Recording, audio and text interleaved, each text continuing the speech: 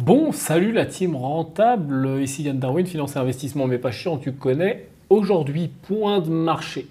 Depuis le dernier point de marché, il s'est passé pas mal de choses et c'est exactement ce qui nous intéresse aujourd'hui, toutes ces choses qui se sont passées. Et on va aller plus loin. Je vous ai entendu sous la dernière vidéo que je te remets ici. Si tu l'as pas vu, c'est un bon prérequis avant de voir celle-ci pour tous les concepts qu'on va aborder aujourd'hui. Je t'ai entendu dans les commentaires que tu appréciais apprendre des trucs à chaque fois nouveaux, etc. Qu'on aille un petit peu plus loin sur cette chaîne qu'ailleurs dans les concepts et qu'on soit en mode no bullshit tout simplement. Tu le sais, on ne s'amuse pas à lire dans les entrailles de poulet et à tracer des traits sur un graphique. Donc c'est complètement ce qu'on va faire aujourd'hui. Aujourd'hui, on va s'intéresser et au marché des cryptos et au marché des actions et à ce qui se passe depuis ces derniers jours, ces dernières séances où on voit des baisses importantes qui font peur, qui te font peut-être peur sur tes investissements, qu'ils soient court terme ou long terme. Mon but dans cette vidéo, c'est de te permettre un overview, de comprendre ce qui se passe là, maintenant, tout de suite. Pourquoi ça se passe? Quelles sont les relations économiques, macroéconomiques autour de tout ça? Qu'est-ce qui va être déterminant au niveau de la Fed entre aujourd'hui et demain, après-demain, à suivre à tout prix qui peut provoquer des mouvements de marché importants et sur le marché des actions, et sur le marché des cryptos, et sur les comos, et sur plein de choses. On va voir les relations entre tout ça et on va aller plus loin sur plein de concepts. Avant de commencer, pète la gueule du pouce de façon impaire, toujours extrêmement important. Bon, aujourd'hui, il va y avoir beaucoup de dessins, il va y avoir beaucoup de concepts, peut-être un petit peu compliqués, mais tu vas voir que, en gros, quand on enlève tout le jargon technique et qu'on simplifie les choses, il n'y a pas besoin d'être le top of the pop of the moon du meilleur analyste du monde pour comprendre ce dont on va parler. Pour moi, déjà, faisons un tour. Allons faire un tour sur les graphiques pour qu'on comprenne ce qui s'est passé ces derniers jours. Voici le graphique du S&P 500 qu'on regarde souvent parce que plus grande capitalisation US, plus gros marché mondial, etc., etc. Bon, tu connais, je ne te refais pas à chaque fois tous les concepts. On était sur un trend haussier depuis plusieurs mois, semaines maintenant, mois, années même, depuis finalement le V-bottom qu'on a connu pendant le coronavirus, là, qui est avant. Donc on était sur un trend haussier, très plan-plan, très pépère, où il suffisait finalement de recharger à chaque fois autour des moyennes mobiles, notamment la 50, pour faire pas mal d'argent. Parfois, on s'est fait un petit peu plus peur sur les moyennes mobiles 100, touk. Et là, cette fois-ci, ouh là là, mon Dieu, la presse spécialisée, enfin ou plutôt la presse grand public va pouvoir faire les choux gras du lundi noir, des marchés qui baissent, au secours, à quand le prochain crack. Kiyosaki va encore pouvoir nous annoncer que les marchés vont s'effondrer pour la 376e fois depuis 2016. Et on a l'habitude, on connaît la chanson. Sauf que oui, en effet, 1, 2, 3, 4, 5 séances de baisse, ça a fait peur, ça a fait mal. Hier, on a méché très bas. Alors, chose intéressante, c'est que sur les marchés, notamment US, on a méché fort et on a fait un rebond extrêmement puissant, et ce qui fait qu'on a clôturé en positif à la fin de la journée, ce qui n'était vraiment pas gagné à l'ouverture. Côté Nasdaq, c'est exactement pareil, tu vois, on ne voit même pas le changement entre les deux courbes sur les actions tech ici US. Bon, globalement, c'est un petit peu plus volatile. Il s'est passé globalement la même chose. En Europe, Eurostock 500, Eurostock 50, pardon. Donc, même configuration. Globalement, un petit peu moins punchy au niveau de l'Europe que les US, sauf peut-être dernièrement. Pareil, on a connu très grosse baisse sur la dernière séance, et là, le marché vient d'ouvrir. À l'heure où je tourne cette vidéo, important, on est le 25 janvier. Le marché vient d'ouvrir. Si tu regardes cette vidéo en retard, comme d'habitude, on remet les choses dans le contexte historique. Le marché vient d'ouvrir. On est en train de faire un rebond là du côté de l'Europe. Le DAX est toujours en baisse. J'ai pas encore l'ouverture ici puisque j'ai le cours là qui est décalé, mais on va le voir très rapidement. Bon, il est fort probable que ça rebondisse. Le CAC est en train de rebondir également de la même façon. Le Nikkei il latéralise depuis plusieurs semaines, mois. Dernièrement, on a vu la même chose que sur les US, c'est-à-dire ça fait peur. Le Hang Seng, on est en bear market depuis quelques temps, mais pareil, ça a gapé à la baisse. On était dans un rebond pourtant, mais non, là, ça a gapé à la baisse, etc. On a une corrélation avec les marchés mondiaux. Et globalement, là, le camembert est en train de redevenir vert avec les ouvertures qui sont en train de se faire, notamment en Europe aujourd'hui, où là, on reprend un peu de couleur, mais hier, tout était terriblement rouge, à part les États-Unis qui ont clôturé en hausse, sauf le Canada qui n'a pas réussi à se sauver. Côté Des émergents, bon, bah, la Chine, on l'a vu, ils ont pris très cher. Thaïlande, Inde, ça sort la tête de l'eau, mais c'est pas la fête. Côté Asie-Pacifique, tout était extrêmement rouge et tout est rouge même cette nuit, puisqu'on était ouvert cette nuit. L'Europe, on l'a vu en train de reprendre des couleurs. Bon, Middle East, Africa, c'était rouge également. Donc, en gros, ça fait quelques jours, semaines qu'on se fait, enfin jours, là, une bonne ou une grosse semaine qu'on commence à se faire peur. Et sur les marchés actions et sur les marchés crypto, on y vient juste après, juste le petit tour S&P parce que quand même c'est quand même violent. Hier, on gap à la baisse, donc à l'ouverture, hein, là c'est le graphe intraday d'hier, on gap à la baisse à l'ouverture, on vient chercher jusqu'à moins 4% et on finit positif à 3% là sur le S&P à la fermeture. Donc voilà, on a rarement vu ça. Et parce que tu sais que j'aime bien regarder à chaque fois les occurrences statistiques de ce qu'on voit, pour ne rien arranger, le petit souci, alors on ne va pas tirer, encore une fois, un lien de causalité, d'une corrélation, et un seul indice ne nous suffit pas, mais quand même, il est assez important pour être mentionné. À chaque fois qu'on a vu, historiquement, une baisse de 4 à 5% comme ça sur le Nasdaq et le S&P, qui a malgré tout clôturé en hausse en fin de séance, il n'y a pas beaucoup d'occurrences et il y a un maximum d'occurrences pendant l'éclatement de la bulle Internet, donc pendant le gros bear market qu'il y a eu à la suite de l'éclatement de la bulle Internet, et également pendant les subprimes, voilà, et pendant quelques chocs. Voilà. Globalement, à chaque fois, c'est pas un mouvement de marché normal. Un moins 4 qui clôture en positif, qu'est-ce qui se passe? Short squeeze, grosse capitulation, on s'est fait peur, on repart. Mais il y a un contexte macro. Il y a un très gros contexte macro. Tiens, parlons du contexte macro. Après, on va voir les cryptos. Pour moi, là, il y a trois très grands facteurs, ok, sur le narratif des marchés financiers. Je te rappelle que souvent, on parle de narratif. Je vais définir ça plus tard. Parlons déjà des trois grands points. Première, c'est contexte géopolitique. Bon, très clairement, on sait ce qui se passe, on voit ce qui se passe en ce moment avec Poutine qui nous dit non, non, je ne veux pas envahir l'Ukraine, hein, vous inquiétez pas, juste on se promène, on est 100, 200 000 vers la frontière, on met des bateaux, des avions, mais non, mais on est là, il y a une soirée un peu plus loin dans la forêt, tranquille, pas de souci. Bon, forcément, et du côté des États-Unis et du côté de l'OTAN et toute l'alliance, forcément, on se pose beaucoup de questions, on commence à annoncer des possibles sanctions si jamais il se passe des choses. Alors, petit message aux catastrophistes, là, toujours dans les commentaires, ils sont toujours présents. Ouais, on va vers la troisième guerre mondiale, ça va être la guerre entre les États-Unis, la Russie, etc. Il y a quand même encore à peu près 450 steps avant une guerre. Hein. C'est-à-dire que même si la Russie s'en va pour envahir l'Ukraine et qu'il se passe des choses, oui, il va se passer des choses, mais ça va rester dans un premier temps local, puis les pays vont mettre en place toute une série de sanctions. Hein. Il y a déjà plein de pays qui ont ouvert la voie sur les sanctions, qui ont commencé à dire qu'ils allaient mettre des sanctions qui n'ont jamais été vues ou très peu, et notamment des sanctions économiques. Il faut savoir qu'on peut faire quand même très mal aujourd'hui à un pays avec des sanctions économiques, en le mettant plus ou moins en autarcie, en arrêtant d'acheter ses matières premières, en arrêtant d'acheter ce qu'il importe, enfin ce qu'il exporte, en empêchant ses imports, ou en tout cas en mettant des taxes extrêmement monstrueuses, etc. Enfin, aujourd'hui, à l'heure de l'économie mondialisée, globalisée, ça peut faire très mal, notamment à un pays producteur de pétrole et de gaz comme la Russie, d'être en conflit avec énormément de pays. Donc, qu'est-ce qu'ils ont à gagner? Où est le vrai, où est le faux? On ne le sait pas. Je ne suis pas là pour faire un cours de géopolitique. J'en ai ni l'envie ni les compétences, mais toujours est-il que dans le narratif du marché actuel, la géopolitique et notamment la Russie, c'est un gros point d'interrogation. Mais dans ce narratif, pourquoi on parle de narratif tout le temps? Je te quand même qu'on fasse une petite parenthèse. Il faut savoir que tout ça, c'est finalement qu'une petite histoire. Souvent, on me dit, Yann, pourquoi le marché il bouge? Pourquoi ça fait ça? Pourquoi les cryptos elles montent, elles descendent? Pourquoi le S&P il bouge, le DAX voilà, il se passe quoi?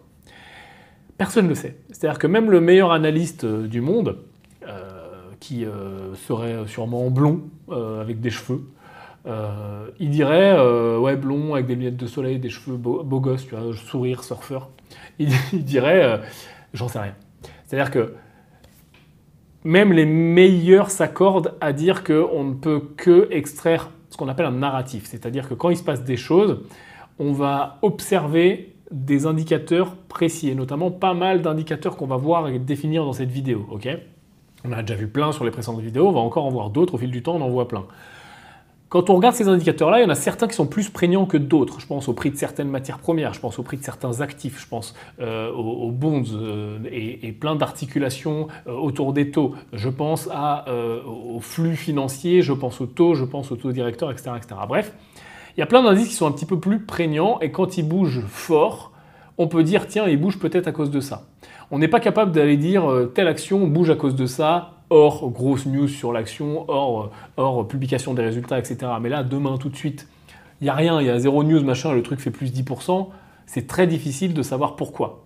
Et le marché, globalement, fait plus 10%, c'est très difficile de savoir pourquoi. Par contre, on extrait ce qu'on appelle un narratif, avec à chaque fois des points. C'est les points dont on parle là maintenant, qui nous permettent de présumer, grâce aux fameux indicateurs qu'on regarde, qu'est-ce qui se passe. En effet, en ce moment, la Russie, c'est un vrai point d'attention, mais pour moi, ce n'est pas non plus ce qui fait le plus peur au marché aujourd'hui, et ce n'est pas le narratif qu'on entend le plus, notamment dans les news, etc. Oui, ça en parle, et peut-être dans les news grand public, ça en parle peut-être un petit peu plus, mais pour moi, ce n'est pas la grosse préoccupation. La grosse préoccupation en ce moment, c'est l'inflation, et tout ce que ça va engendrer d'anticipation autour de l'inflation, puisque une fois qu'on a dit, bon, il y a de l'inflation, d'accord, c'est bien, mais le marché, il ne se dit pas ça, lui.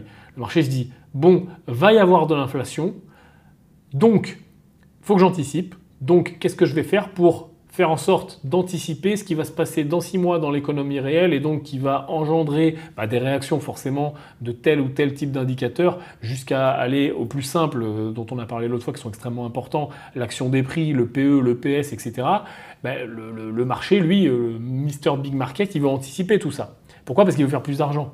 Donc, il n'attend pas que ça arrive vraiment dans les résultats des entreprises, il anticipe. Et donc, s'il anticipe, potentiellement, il vend, il prend des profits, il diminue son risque, etc. Cette inflation, finalement, elle participe à un cercle soit vertueux, soit vicieux. Puisque, globalement, ce qu'on voit, c'est que si jamais les trucs coûtent plus cher, okay, forcément, les gens, leur pouvoir d'achat diminue. Forcément, si leur pouvoir d'achat diminue, ils achètent moins de trucs aux entreprises. S'ils achètent moins de trucs aux entreprises, les entreprises font moins d'argent. Si les entreprises font moins d'argent, elles embauchent moins de gens. Donc les gens gagnent moins, donc ils dépensent moins, et ainsi de suite. Donc ils dépensent moins. Donc tac, tac, tac, le pouvoir d'achat diminue, etc. Et au sein d'une économie, ça commence à tourner en boucle comme ça, on dépense de moins en moins, l'argent circule de moins en moins, les choses sont de plus en plus chères, et donc forcément, ça se tire vers le bas. Et tu vas voir que ce n'est pas la seule possibilité, enfin le seul facteur. Le facteur 3, et notamment dans le narratif actuellement, et on va en parler beaucoup aujourd'hui, c'est la Fed et c'est les fameux taux. Pourquoi ? Parce que ces taux-là ont un impact massif sur l'économie. Je t'ai fait une vidéo, si tu ne l'as pas vue, en prérequis de celle-là, elle est là-haut. C'est quand même bien de la voir parce qu'elle t'explique globalement comment fonctionnent les taux. Mais si jamais là, je fais un raccourci méga rapide de conclusion de cette vidéo-là, globalement, les taux, ils vont permettre quoi quand on va jouer dessus ? De mettre plus ou moins de disponibilité d'argent dans l'économie, c'est-à-dire combien va coûter l'argent, okay, à combien globalement les banques, donc les entreprises, donc les gens, donc les particuliers, donc les ménages, donc l'immobilier, donc tout en fait, va pouvoir emprunter, à combien, okay. Et donc forcément, si on peut emprunter pour cher, on emprunte un peu moins, si on peut emprunter pour pas cher, on emprunte un peu plus. Globalement, c'est ça. Et donc, ça va aussi impacter les échanges. Puisque si la monnaie est très disponible, il y en a beaucoup dans l'économie, elle est très liquide, et forcément, elle est très disponible, elle est très liquide, on appelle ça la vélocité de la monnaie, elle bouge vite, les gens achètent, les gens consomment, les gens s'endettent, etc., remboursent leurs dettes, machin, ça va vite. Et donc ça contribue à faire l'effet inverse de ce qu'on a vu avant. Les gens dépensent plus, investissent plus, achètent plus, donc les entreprises font plus de résultats. Ces entreprises font plus de résultats, elles publient des meilleurs résultats, meilleurs EPS, qui grossit, etc. Donc forcément, les investisseurs investissent plus dans ces entreprises-là. Les cours des actions montent, etc., etc. Et le cercle, au lieu d'être dans le sens qu'on a vu avant, bah, ça devient un cercle vertueux dans le bon sens. Ça, c'est pour une baisse de taux. Mais pour une hausse de taux, bah forcément, inversement, moins d'argent dans l'économie, les gens investissent moins, les gens achètent moins, blablabla, blablabla. Et donc, ça vient contribuer au mauvais cercle dont on vient de parler là. Donc, et l'inflation et la hausse des taux, finalement, à court terme, ça vient impacter ce cercle-là. Même si on a vu qu'à long terme, les effets n'étaient pas forcément les mêmes. On a vu sur la précédente vidéo que les taux étaient notamment corrélés à l'expansion de l'économie. Pourquoi? Parce que les banques centrales, avant d'augmenter les taux, elles se disent « est-ce que je peux les augmenter? Attends, il y a du vent ou pas ?» Globalement, c'est est-ce qu'il y a assez de traction dans l'économie pour que j'augmente les taux sans faire tout s'effondrer? Parce que quand j'augmente les taux, en effet, je vais diminuer la disponibilité de l'argent, sa rapidité, etc. Donc forcément, s'il n'y a pas assez de traction, ça ne tire pas assez de vent, il n'y a pas assez de vent pour faire voler le cerf-volant, globalement, l'économie va se péter la gueule. Donc la banque centrale, les banques centrales, elles ne sont pas trop connes, et on va le voir juste après avec des exemples. Globalement, elles augmentent les taux en étant sûres, à long terme, hein, peut-être pas sur une ou deux augmentations, mais elles réagissent assez vite pour que ces taux puissent être absorbés dans l'économie, qu'ils aient un effet juste suffisant pour contrer la petite inflation là qui arrive, ou la grosse inflation qui arrive, mais pas trop non plus pour pas ralentir la machine. Et inversement, quand la machine ralentit trop et les taux sont déjà en haut, ben elle les diminue pour accélérer un petit peu, mais pas trop pour pas augmenter l'inflation. Même si ce n'est pas un lien immédiat et ce n'est pas non plus le lien unique avec l'inflation, puisque actuellement l'inflation ne vient pas de la hausse des taux, puisque les taux sont déjà dans les choux. L'inflation vient en effet une partie des taux, parce que l'argent est très liquide, enfin est très disponible et pas cher, donc oui en effet, mais en grande partie aujourd'hui, l'inflation, on s'accorde à dire qu'elle vient surtout de la reprise économique et notamment des disruptions sur la supply chain et sur les fournisseurs, et notamment en Chine, etc. Et puis tout ce qu'on a connu avec les bateaux qui sont bloqués, machin, le coronavirus, le transport aérien, enfin tu connais. Donc forcément, s'il y a beaucoup moins de trucs, bah, les gens sont prêts à le payer plus cher. Je veux changer mes fenêtres. Ah ben il n'y a plus de fenêtres. C'est 13 mois d'attente. Ah merde. Si je paye un peu plus cher, il y a moyen? Ah oui, il y a moyen, on vous met en tête de liste. Il n'y a plus de microprocesseurs. Comment on fait? Plus de PlayStation 5. Ah bah merde. T'as vu le marché noir qui s'est mis en place pour les PlayStation 5.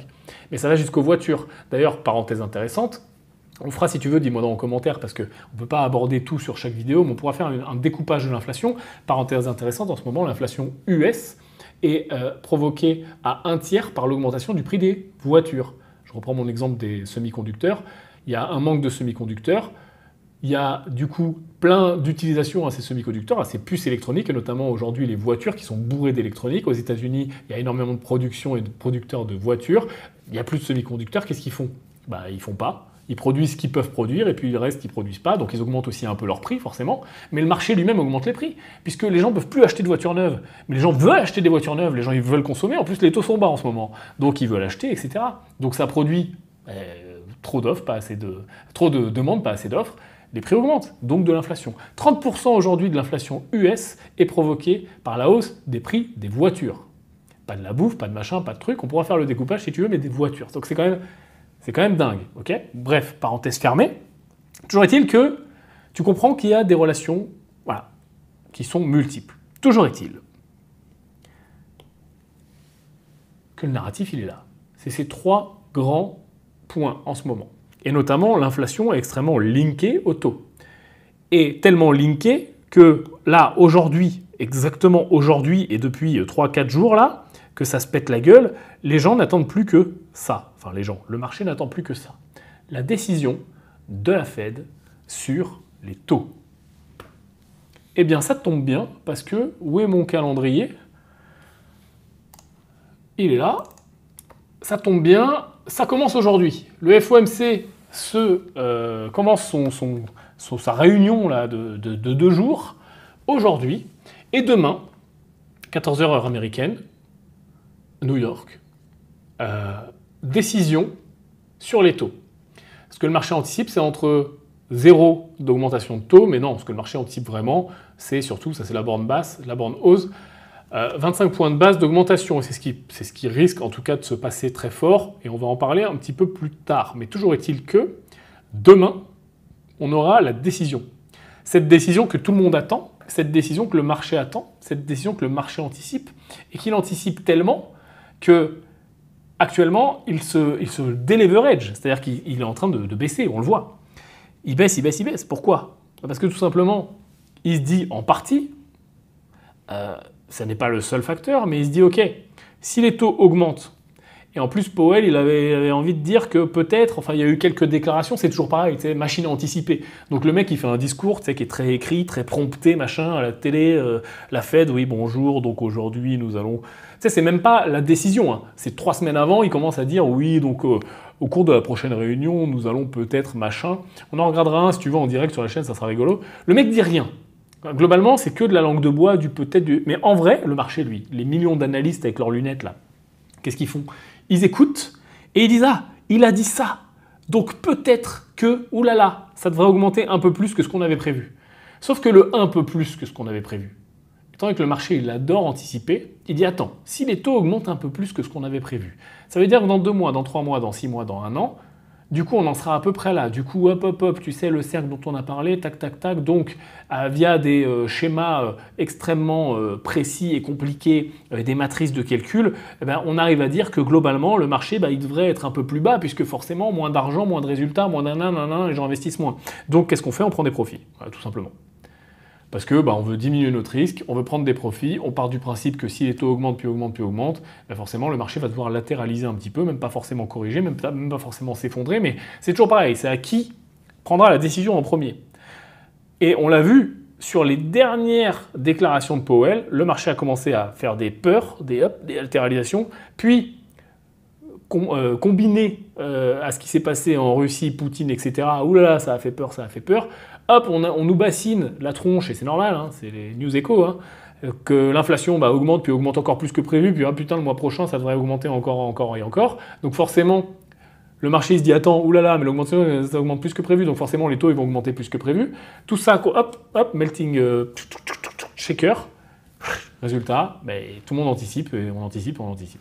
Par-dessus, forcément, il y a certains gros qui commencent à prendre des profits, le marché il prend une petite claque. Et puis, il y a certains petits qui paniquent peut-être et donc qui vendent et qui font s'effondrer le truc. Tout ça corrélé au crypto, corrélé au risk-on, risk-off, ce qu'on va voir, tu vois, on va voir après. C'est rigolo, il y a plein de relations avec l'or, avec plein de choses. Et donc, on prend une claque qui est plus importante que peut-être ce à quoi on s'attendait, tout simplement. Maintenant, qu'est-ce qu'on va faire? Parce que c'est quand même le but de cette vidéo autour de tout ça. On va en parler justement en fin de vidéo de comment on peut se placer en tant qu'investisseur ou investisseur particulier, suivant nos horizons de temps et à quel moment on peut extraire tout ça. Mais il est encore trop tôt. Parce que ce qu'on veut comprendre, c'est comment, déjà, pourquoi, dans quel sens on va aller finalement? Dans quel sens on va aller? Est-ce que là, actuellement, on est parti sur, voilà, donc le marché il montait, pouf, on a pris une claque. Première claque, pouf, pouf, là on est en train de prendre une grosse claque. Ok, on est sur des niveaux importants, les moyennes mobiles 200, etc. Et ça commence à... Tac, t'as vu? Le marché finalement il clôture en hausse. Et puis tac, aujourd'hui, l'Europe ouvre en hausse. Et puis les États-Unis devraient suivre, etc. Donc hop, là on va faire un petit pouf. Maintenant la question c'est, est-ce qu'on fait un petit pouf et ou est-ce qu'on fait un petit pouf et hop, comme on a fait à chaque fois, et puis on va retrouver là, ce canal haussier, et puis yallah, c'est la fête. C'est toute la question, et c'est toute la question qu'on se pose aujourd'hui. Retournons ici, si tu le veux bien. On va aller jeter un œil aux cryptos, parce que les cryptos, globalement, sont de plus en plus corrélés, on en a parlé, au marché classique, et là on l'a vu, Bitcoin, comme Ethereum, comme XRP, comme toutes les cryptos finalement, on a les principales ici, ont pris la même clacasse que les marchés. On va aller voir, on va aller faire un tour sur la courbe du Bitcoin rapidement. Voilà, hein, on parlait sur la précédente vidéo que je te remets là-haut, dernière update crypto, du fameux niveau des 40 000 qui était assez prégnant, qu'on a cassé très violemment, hein, très proprement. Donc maintenant qu'on a cassé ce niveau, on se retrouve dans ce grand range 40 000, 30 000 qu'on a vécu ici. Si on vient casser les 30 000, ça va être terrible, puisque là, ce dont on parle, c'est les niveaux précédents, bull run précédents. Hein, donc on part dans un hiver nucléaire crypto pour aller retrouver des niveaux, le range 15-5, hein, globalement. Donc ça ferait vraiment pas plaisir, en tout cas pour les investisseurs crypto long terme. Mais c'est toute la question. Maintenant, il faut quand même être nuancé, c'est-à-dire que oui, ce niveau, il n'a pas tenu, il était important. Il y en a encore d'autres qui sont importants et qui ont notamment fait office de très bons niveaux lors du précédent, du précédent down après le plus haut historique, quand tout le monde a eu peur. On parle de 50 quand même, il y avait eu 60% de retracement, quelque chose comme ça. Ce qui est sûr, en tout cas, là, et de plus en plus sûr avec le narratif, enfin ce qui est sûr, rien n'est jamais sûr, mais je vois mal là le marché nous faire un V-bottom là tout de suite. Okay, le retournement, si retournement il y a, il va prendre plusieurs jours, plusieurs semaines, peut-être même plusieurs mois. D'ailleurs, je fais une petite parenthèse pour peut-être les nouveaux ici. Les vidéos ici, tu vois, elles sont peut-être pas pareilles qu'ailleurs, je sais pas. En tout cas, elles sont comme ça m'intéresse et comme je réfléchis le marché et comme je pense qu'il faut que tu le comprennes et je pense que peut-être les informations qui te manquent. On ne s'arrête pas au titre des vidéos ici. C'est-à-dire que si tu lis un titre et que le lendemain, tu viens dans les commentaires dire « Ah, ouais, la bougie est dans le bon sens, bravo, t'es un génie. » ou « Ah, la bougie est dans le mauvais sens. » On ne cherche pas à prédire le marché, déjà de base, parce que c'est compliqué. Et surtout, on ne cherche pas à prédire la bougie suivante. Tu vois. C'est-à-dire que là, ce qu'on fait, c'est pas du day trading. Si on fait du day trading, on peut en faire parfois, on peut en parler, on le dira, on le définira, et puis il y aura une vidéo dédiée. Mais ce qu'on fait là, sur ces points de marché, ces points macro, c'est des points macro, c'est des points de marché. Donc globalement, les horizons de temps, c'est pas du daily, hein, c'est du weekly, c'est du monthly, c'est des horizons de temps longs. Donc, s'il vous plaît, des vidéos de 30 minutes, 45 minutes, 1 heure, ne nous arrêtons pas juste au titre. Il y a une gradation dans la vidéo, il y a des arguments, il y a des enseignements peut-être, même si c'est un peu pompeux comme mot. Il y a des thèses, antithèses, synthèses. Il y a des choses où on est plutôt sûr, plutôt pas très sûr, etc. Donc, ce que j'ai pu partager lors de la précédente vidéo du peut-être bottom est encore aujourd'hui valable. Oui, on a perdu un niveau prégnant, mais pour moi, ça reste valable tant qu'on est dans ce range 40-30. Ce qui est sûr, non, hein, toujours pas sûr, hein, c'est ce qui est probable, c'est que si on a besoin de se retourner, si on va chercher le retournement, ça ne va pas se faire en une journée. Okay, on va avoir besoin de latéraliser, on va avoir besoin de consolider, on va avoir besoin d'évacuer les incohérences et surtout les inconnus actuels, c'est-à-dire 1, que va faire la Fed demain, 2, que va faire Poutine, et 3, si Poutine fait le con, que vont faire les autres pays, et voilà, et globalement, plus un petit fond de Corona encore latent, mais bon, on est en train de l'oublier, le Corona, mais voilà, il va falloir que le temps passe et que ça prenne le temps. Regarde, t'as vu le développement qui s'est passé ici? Ok, on est venu chercher un ralentissement de la baisse, puis après on est venu chercher une latéralisation avec des excès, surtout d'ailleurs à la baisse, mais qu'on méchait, donc qu'on fait peur, mais qui sont toujours remontés.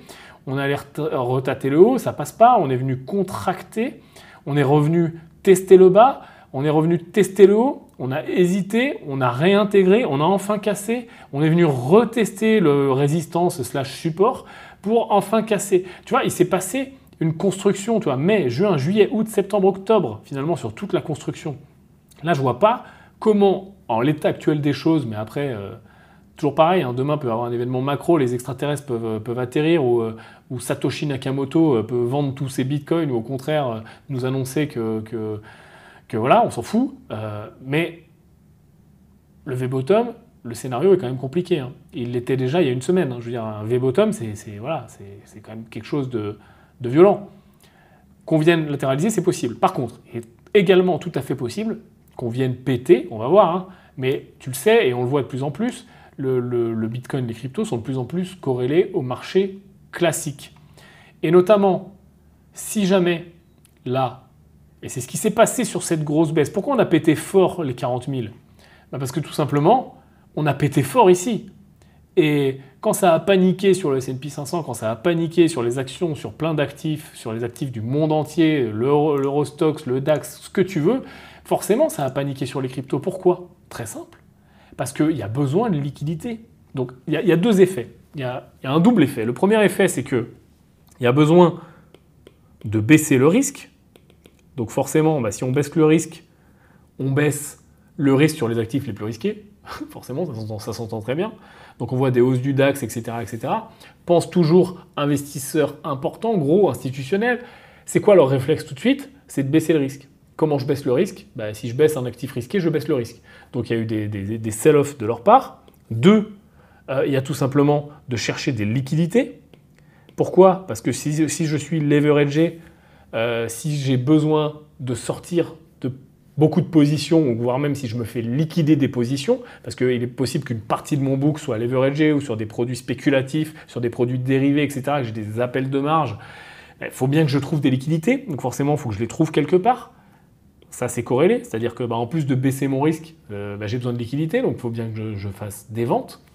Et on a un troisième bonus, finalement, c'est le particulier, c'est le Jean-Kévin, c'est l'investisseur, on va dire, le petit investisseur particulier, hein, le mec qui se fait rincer dans un sens et dans l'autre, lui, il voit des mouvements importants, donc il panique sell, il panique buy, il se leverage, il veut se refaire, etc. Enfin, tu connais l'histoire.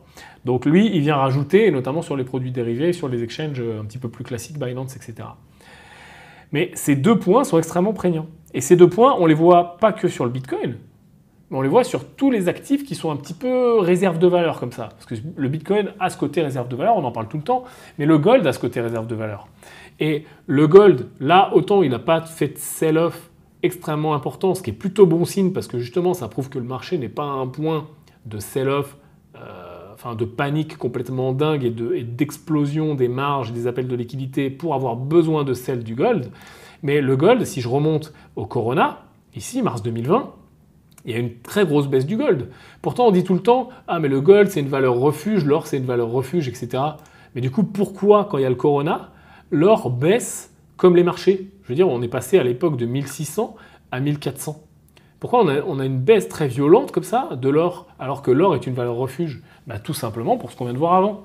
L'or est une valeur refuge, certes, oui. À long terme, certes, oui. Tout le monde en détient, les États, les banques centrales, oui. Mais à court terme, quand il faut baisser le risque, quand j'ai besoin de liquidité, et surtout la partie liquidité, là pour le coup, pour l'or, il faut bien que je tape quelque part. Donc tu as un ensemble d'acteurs qui vendent l'or, donc l'or baisse, tout simplement. Oui, il reprend après, mais il y a un sell-off le même jour que quand le marché perd 10-15%, qu'il est suspendu, etc. Une fois, 2 fois, on se dit putain, tout le monde va aller vers le refuge, c'est le moment d'acheter de l'or. Non, c'est pas le moment d'acheter de l'or, parce que il n'y a pas que la baisse immédiate, etc., corrélée à un événement macro, il y a aussi le besoin de liquidité, les flux de liquidité qui sont très importants. Ces flux de liquidité sont tellement importants que c'est pour ça qu'on regarde tout le temps les taux, justement, et qu'on parle de ce qu'on est en train de parler et qu'on met l'importance si forte en ce moment, voire même plus que la Russie, sur la Fed, ce qui en plus arrive demain. Donc là, la question maintenant, c'est qu'est-ce que a pricé le marché sur les taux? On l'a ici. Ça, globalement, sans rentrer dans les détails, c'est les forwards et les swaps sur les monnaies. Donc globalement, ce qui est censé nous dire la Fed dans les mois et années à venir, c'est la ligne blanche. On voit que ce qui est déjà pricé sur les futurs et les swaps par les institutionnels, c'est tout simplement les taux, l'augmentation des taux est déjà pricée. Et on a déjà pricé l'augmentation des taux dont je te parlais tout à l'heure, des 25 points de base. C'est-à-dire que les marchés ne vont pas être surpris si demain, l'augmentation ici de 25 points de base se fait. Souvent, on se dit, ok, mais quand il y a une news, tu sais, que ce soit un NFP, machin, toutes les news qui font beaucoup bouger les marchés, on se dit, attends, par rapport au survey, donc il y a toujours un chiffre qui est projeté, quand le chiffre sort enfin, on se dit, ok, c'est quoi la règle? C'est quand c'est supérieur, le marché réagit bien, quand c'est inférieur, le marché réagit bien? Non, la règle il n'y a pas de règle en fait, ça dépend du narratif en question. Et ça dépend de à quoi s'attendait le marché. Est-ce que le marché est surpris ou pas surpris?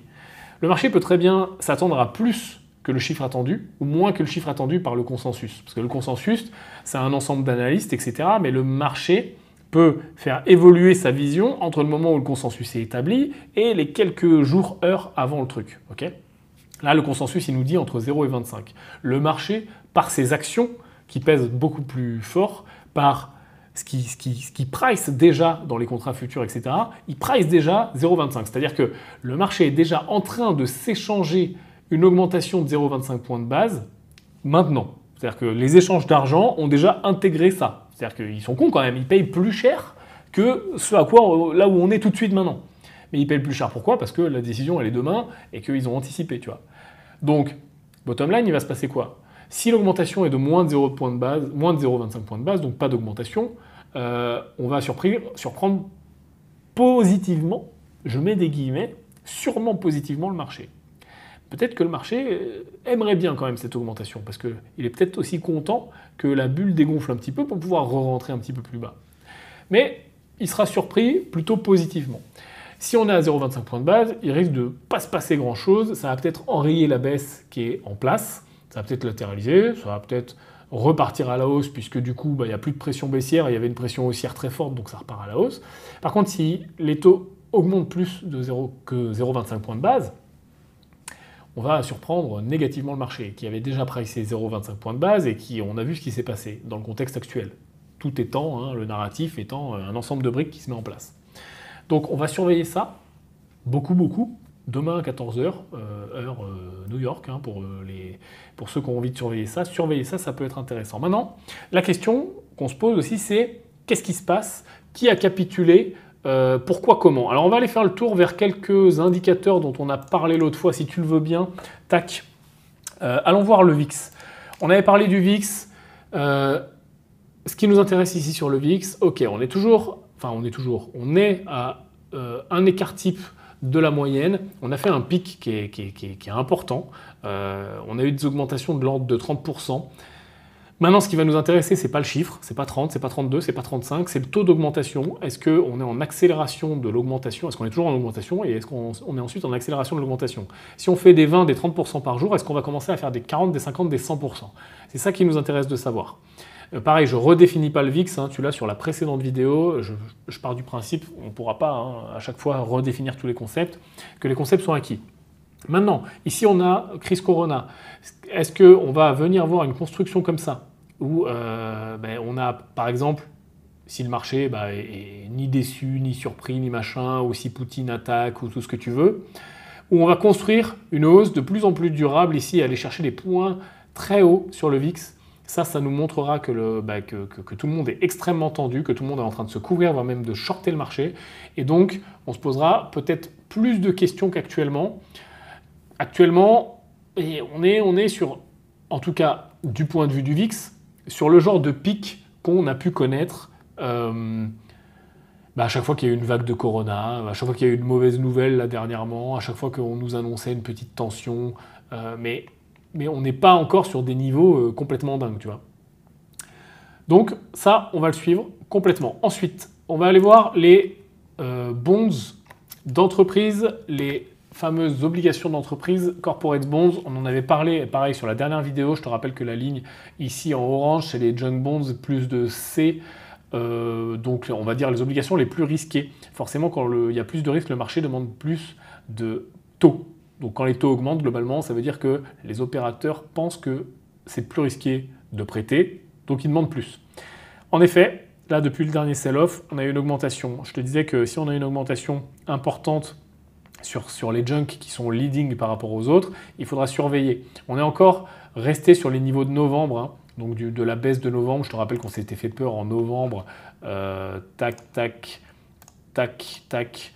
Tu vois, novembre, il y avait eu une légère correction, on s'était fait peur un petit peu partout, fin novembre ici sur l'Europe, le CAC, etc.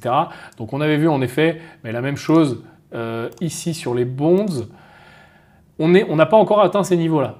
Donc bon, voilà, on a certaines augmentations qui se passent sur les A et les B également, mais c'est pas encore, ça fait pas méga peur. On va suivre ce qui se passe. Quand on le regarde à long terme, on voit qu'on a quand même pas mal de marge par rapport à notamment des augmentations qu'on avait pu connaître fin 2018. On avait eu un mouvement de marché très important et on en reparlera juste après. On va aussi aller regarder ce qui s'était passé au niveau des taux et surtout sur le Corona où on est venu péter quand même très très haut. Donc pareil, on n'est pas en situation d'extrême surchauffe. On surveille aussi ce qui se passe là. Je t'avais dit qu'on ferait le suivi, on le fait. Maintenant, peut-être qu'il faudrait qu'on parle de ça. Ça, c'est peut-être une des choses les plus peut-être difficiles à comprendre, ou en tout cas mal comprises par les investisseurs particuliers, ou pas compris, ou même pas, ils ne savent même pas que ça existe. Pourtant, c'est un des indicateurs les plus leading sur l'économie, donc les plus leaders, Et c'est aussi un des indicateurs que regarde la Fed du plus près et grâce auquel ou à cause duquel elle prend ses décisions de taux, enfin qui pèsent en tout cas le plus dans la balance. C'est-à-dire que ce que je suis en train de te dire, c'est que ça, c'est méga leading sur l'économie et sur les décisions de la Fed. Donc à partir du moment où tu sais un petit peu lire ça, on pourrait quand même se dire que tu serais quand même pas mal capable de prédire à peu près ce qui va se passer, ou en tout cas dans les grandes lignes. Et donc globalement, c'est quand même plus simple pour prendre des bonnes décisions d'investissement, sans faire des on-off, all-in, je sors tout, je rentre tout. Mais en tout cas, est-ce que je me risque un petit peu plus? Est-ce que je pense que le marché est haussier ou baissier? Ou est-ce que justement je contracte mon risque, je fais attention, et je profite par exemple d'un sell-off pour DCA, ou pour re-rentrer plus bas, etc., etc. Donc ça, c'est super cool. Alors, il va falloir qu'on l'explique en détail, et tu vas voir que c'est pas si compliqué, même si voilà, on en fait tout un plat, et surtout, tu sais, c'est toujours le jargon professionnel où les mecs se comprennent entre eux, et puis toi tu comprends pas, et puis ils se trouvent malins à se comprendre entre eux. C'est pas très compliqué. C'est ce qu'on appelle la yield curve. Okay, donc en français, pour les allergiques, la courbe des taux, globalement, ou la courbe du retour sur investissement, on pourrait dire. Okay. Qu'est-ce que c'est que cette yield curve? C'est tout simplement une courbe qui nous compare deux choses. Un, ici, le pourcentage de retour sur investissement, là. Deux, là, le temps. Ou plutôt, l'horizon d'investissement, c'est ce dont on va parler ici dans mon exemple. Donc, horizon d'investissement. Okay, on peut calculer des yield curves sur un petit peu tout ce qui rapporte un rendement finalement. Mais là, ce qui nous intéresse, c'est celle dont on va parler, et celle qu'utilise la Banque centrale américaine, celle qu'utilisent les investisseurs institutionnels, les banques, etc. C'est la yield curve sur les obligations d'État américaines. Pourquoi? Parce que tu le sais, les Américains, c'est les plus beaux, c'est les plus forts. Quand il y a un astéroïde qui arrive, c'est eux qui y vont pour le péter, et c'est toujours eux qui sauvent le monde de l'invasion extraterrestre dans les films. C'est pareil sur les marchés financiers, c'est les plus beaux, les plus forts, mais en termes de flux, en tout cas, ça se vérifie. C'est pas un mythe, et voilà, c'est tout simple. On parlait du taux sans risque, je te rappelle, quand on calcule nos différents indicateurs personnels de portefeuille, etc., dont on a pu parler un petit peu plus tôt. On utilise souvent le taux sans risque pour comparer tout ça. Pourquoi on l'appelle le taux sans risque? Parce que, comme son nom l'indique, il est sans risque, étant donné que les États-Unis n'ont jamais fait défaut sur leur dette et que c'est l'économie qu'on considère la plus forte du monde. Donc, quand on regarde les bonds, donc les obligations de l'économie la plus forte du monde, forcément, ça nous dit plein de choses. Ici, on a les horizons d'investissement, c'est-à-dire qu'on va avoir du 3 mois, du 6 mois, du 1 an, du 3 ans, du 5 ans, du 10 ans, du 20 ans. Je ne mets pas toutes les échéances, on va les voir après, mais on s'en fout un petit peu. Donc globalement, plus... C'est quoi une bonne courbe des taux, à ton avis? Plus j'investis, je prête mon argent, parce que c'est ça une obligation. Plus je prête mon argent longtemps, et plus j'ai quoi de rendement? Plus ou moins? Plus, forcément. Donc, une courbe des taux parfaite, elle est comme ça. Elle est linéaire, c'est-à-dire que plus je prête longtemps, plus j'ai un retour sur investissement important. Okay, ça, on va dire que c'est une courbe des taux théorique. Maintenant, ce qu'on voit, c'est que la plupart du temps sur le marché, la courbe des taux, elle n'est pas vraiment comme ça. Elle va ressembler à quelque chose, une espèce de courbe en S, comme ça. Parce que les investisseurs vont partir du principe que mais ici, forcément, on va chercher moins de rendement et on est prêt à en céder, à en risquer un petit peu plus que là. Et entre les deux, bah forcément, il faut bien que ça augmente à un moment. Mais ce qu'il faut comprendre, c'est que cette courbe, elle est dynamique. Pourquoi? Parce que les marchés des obligations, le marché des obligations, comme le marché des actions, fluctue. Le prix d'une obligation fluctue. Okay, parfois, il monte, parfois, il baisse. Sauf que les obligations, c'est pas fait exactement comme une action. Une action, c'est une part d'entreprise, elle a un prix terminé. Éventuellement, il y a un rendement parce qu'elle donne des dividendes. Et qu'est-ce qu'on voit sur une action? Tiens, c'est un bon parallèle. Qu'est-ce qu'on voit sur une action d'entreprise? Tiens, on va dessiner un immeuble, c'est une entreprise. Boum, tartempion. L'action, elle vaut 10. Le dividende, c'est 1. Bon, bah, j'ai 10% de dividende yield. Mais si l'action, elle augmente, et que demain, elle vaut 20, que le dividende, c'est toujours 1, bah, j'ai plus que 5% de rendement. On comprend que le rendement est inversement proportionnel au prix. Quand le prix, c'est comme une espèce de balançoire, tac, quand le prix augmente, bah, le rendement, baisse. Puis quand le prix baisse, ici mon action, elle passe à 5, c'est toujours 1, ben, je suis à 25% de rendement. Donc, à 20% de rendement, pardon. Donc, mon prix baisse, mon rendement augmente. Là, c'était l'exemple avec une action. Ben, avec une obligation, c'est exactement pareil.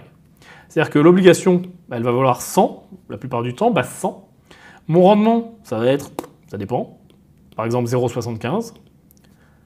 Et j'ai un horizon d'investissement, puisqu'on a dit que ben, je faisais un prêt, donc j'ai un remboursement, par exemple 10 ans. Ça veut dire que pendant 10 ans, je vais toucher 0,75% pour les 100 que j'ai prêtés. Et puis arrivé au bout des 10 ans, on va me rendre mes 100 et ben, je vais récupérer 100, je suis content. Okay, sauf que, vu que le prix il est dynamique, si demain sur le marché, ça c'est très bien, okay, on émet l'obligation, marché primaire, il y a des gens qui l'achètent, institutionnels la plupart du temps, banques, etc. Et ils sont contents avec ça. Sauf que, faut bien qu'on puisse revendre. Donc il y a un marché secondaire, comme pour les actions. Et si demain, Johnny, il veut l'acheter à 90, cette même obligation, le rendement réel à la fin des 10 ans, lui, vu que lui a payé 90, il a toujours touché 0,75, mais il a payé que 90. Donc on va dire vulgairement qu'il y a 10 d'écart ici, en moins, qui lui ont permis d'avoir le même rendement. Donc son rendement final, réel, il est plus haut que 0,75. Okay, donc, le prix des obligations fluctue, leur rendement est fixe et leur horizon est fixe. Okay, leur remboursement, leur date de remboursement si tu préfères. Donc on comprend que, forcément, quand le prix bouge, le rendement bouge. Okay, donc si je reviens sur ma courbe de yield, elle est où ma courbe de yield? Elle est là. Si j'en prends une seule, tiens, on va faire un exemple très simple, le 10 ans américain. Aujourd'hui, il est à combien? Regardons vraiment.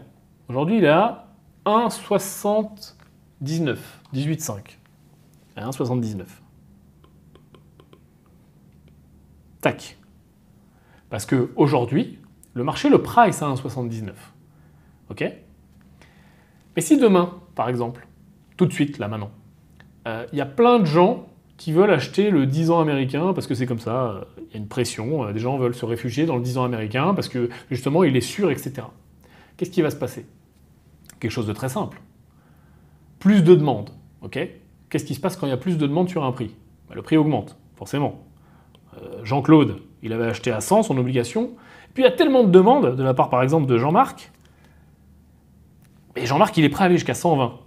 Donc Jean-Claude, il se dit j'ai quand même un coup à faire. C'est-à-dire que j'ai pris pendant quelques années, pendant quelques temps, quelques mois, peu importe, ça se trouve ça fait 2 ans qu'il a son obligation. J'ai pris mon petit rendement, et puis là Jean-Marc, il est prêt, ou Jean-Claude, je ne sais plus comment il s'appelle, il est prêt à acheter 120, donc je vais prendre en plus 100, je vais prendre en plus 20 de plus. Trop bien, donc il va vendre. Mais là, il va se passer quoi? Lui, il a payé 120, pas 100. Donc, le prix augmente, le rendement diminue. Donc, le 10 ans, il est plus à 1,79. Il est peut-être à, je sais pas, il faudrait faire le calcul. Il est peut-être à 1 et quelques. Un 10, un 20, un 15, j'en sais rien, il faut calculer. Donc, la courbe, il s'est passé quoi sur ce point-là de la courbe? Ce point, tu as vu, il a baissé. Tu as vu, il a baissé ce point-là. Mais peut-être que le 2 ans, lui, mais il n'a pas tant bougé. Donc tu vois, la courbe, au lieu d'être comme ça, j'exagère, elle est plus plate. Elle s'aplatit, on dit qu'elle s'aplatit. Parfois, il y a des contextes de marché qui font même que la courbe, elle peut s'inverser. Ce qui est quand même très bizarre. Parce qu'on dit, non mais attends, c'est quand même logique que plus je prête longtemps et plus je suis rémunéré. Oui, mais s'il y a une demande tellement importante pour le fameux longtemps, que le prix augmente tellement, qu'il y a plein de gens qui ont acheté le fameux longtemps qui veulent finalement le vendre, comme dans mon exemple juste avant, que la courbe, elle va s'inverser, tout simplement.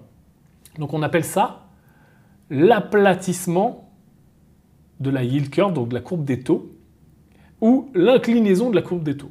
Et en gros, ce qu'on dit, c'est que quand la courbe des taux s'aplatit, c'est que les investisseurs anticipent des problèmes, des chocs économiques, macroéconomiques, exogènes, une difficulté au niveau de l'économie globale, une récession, une contraction. Et ce qu'ils font, c'est que ils veulent tous aller vers ce qui est le moins risqué globalement. Ce qui est le moins risqué, et tu vas voir que c'est marrant parce que tout est lié, c'est lié et à l'inflation et au taux. Ce qui résiste le mieux au mouvement de taux, parce que forcément les taux vont influer sur tout ça. Si je peux aller à la banque et je peux trouver 0,5 ou 1% de plus parce que les taux ont augmenté, pourquoi j'irais placer en bonds? Vaut mieux que j'aille à la banque. Pour ne pas me faire chier à prendre des obligations. Donc forcément, les obligations, elles ont besoin de compenser ça pour redevenir attractives. Donc leur rendement doit augmenter, donc leur prix doit baisser. On comprend ce qui se passe. Si leur rendement augmente, ça veut dire que le prix baisse. Ça veut dire que les gens sont prêts à les vendre moins, enfin doivent les vendre moins cher. En tout cas, les acheteurs sont prêts à les acheter moins. Il n'y a plus de demande, donc les prix vont s'ajuster. Ok? Mais vu que les obligations de long terme résistent mieux au mouvement de taux, parce qu'elles sont long terme, et résistent mieux à l'inflation parce qu'elles sont long terme, sont un petit peu plus, on va dire, solides, forcément, dans des périodes de complications, il y a de plus en plus de gens qui en veulent. Si de plus en plus de gens en veulent, les prix augmentent, les rendements baissent. Donc la courbe s'aplatit. Ok? C'est exactement ce qui se passe ici. En tout cas, là, c'est pas encore ce qui se passe, puisque la courbe, elle est là, tu vois. Donc par exemple, le 20 ans, là, il rapporte 2,20. Le 10 ans, il rapporte 1,79. Le 2 ans, il rapporte 1,03. Ok? Donc là, la courbe, tu vois, là, elle a une forme qu'on va dire classique. Globalement, elle ressemble souvent à ça. La courbe, des fois, elle est un petit peu plus en S, des fois, elle est un petit peu plus inclinée. Globalement, ce qui se passe, c'est que plus elle va être inclinée, et plus... Il n'y a pas de vérité immédiate, il peut y avoir des zones de flou entre deux, mais globalement, plus elle est inclinée, et plus les investisseurs vont croire en l'économie, et on va dire... Non, on va même pas aller jusqu'à la croyance, on va dire que l'économie est dans une marche normale. Okay, la courbe des taux est dans une marche normale, c'est-à-dire que oui, les taux longs rapportent plus. Par contre, plus elle s'aplatit, voire même si elle vient à s'inverser, et plus il y a un vrai problème dans l'énoncé. Ça ne doit normalement pas arriver. À tel point que les banques centrales réagissent à ça. Quand, par exemple, la dernière fois qu'on a eu un aplatissement de la courbe des taux, j'avais sorti le graphe quelque part ici, voilà. La dernière fois qu'on a eu un aplatissement de la courbe des taux, c'était en fin juillet, début août 2019. Qu'est-ce qui s'est passé tout de suite après? Baisse de taux. Baisse de taux, baisse de taux, baisse de taux. Pourquoi? Parce que pour la Fed, bien sûr avec une corrélation d'autres indicateurs, il n'y a pas que ça, mais plein d'autres leading indicators qui lui ont dit attends, l'économie est en train de se contracter, là il y a un ralentissement, on est avant le corona. Tu vois quand même que c'est pas le corona qui a fait baisser les taux de la Fed, si pour la partie mars-avril, ok, mais on avait déjà entamé la baisse de taux. Et cette baisse de taux-là a été entamée par l'aplatissement de la yield curve. Ça a été vraiment le point final qui a fait dire à la Fed non, là il y a un problème, il y a un bug dans la matrice en fait. Le 10 ans, le 20 ans ne peut pas rapporter moins que le 2 ans. Il y a un souci, tu vois. Ça veut dire que les investisseurs sont en train de se réfugier de plus en plus à un point maladif, parce qu'ils sont prêts à accepter que le 10 ans et le 20 ans rapportent moins, donc à un point, mais pour se couvrir tout simplement, à un point maladif. Donc ça veut dire qu'il y a un vrai gros problème, et si on ne stimule pas l'économie un petit peu plus par exemple une baisse de taux, on va dans le mur. On va peut-être sur une récession, on va peut-être sur un crash boursier, etc., etc. Et quand on regarde historiquement, je ne me suis pas amusé à le faire parce qu'il faut que je l'anticipe, que je fasse les graphiques, mais quand on regarde historiquement, à chaque fois que la courbe des taux est venue s'aplatir un petit peu trop, voire même être plate, voire même passer en négatif, à chaque fois on a vu la Fed réagir, tout simplement. Mais ça n'arrive pas comme ça du jour au lendemain, il y a un contexte. C'est-à-dire que cette courbe, elle traduit finalement la confiance des investisseurs et leur peur pour le futur. Donc il y a un contexte qui se met en place. Okay, donc là, ce n'est pas encore du tout le cas. Elle était beaucoup plus plate il y a quelques jours, semaines, mais là, il se passe des choses, hein, notamment macro, et notamment avec la décision de la Fed demain. Donc on va voir aussi au niveau de la courbe des taux ce que donne la décision de la Fed. Est-ce qu'on va avoir une réaction normale, pas normale? Est-ce qu'il va y avoir... Tu vois, quand un indicateur ne raconte pas la bonne chose, on s'attend à ce qu'il y ait des effets qui vont être ça. Et puis par exemple, la baisse de taux arrive ou n'importe quel événement. Et puis tu sais, il y a des bugs. C'est-à-dire qu'on devait voir ça et on ne le voit pas. Ça nous évoquera aussi des choses et puis on se posera les questions. Qu'est-ce que je voulais te montrer également? Oui, la question peut-être, c'est de se dire, ok, on a pricé. Si je fais là une photo de tout ce qu'on a dit, le marché a pricé une hausse de taux. Tout le monde s'y attend, voilà. La courbe est plutôt normale.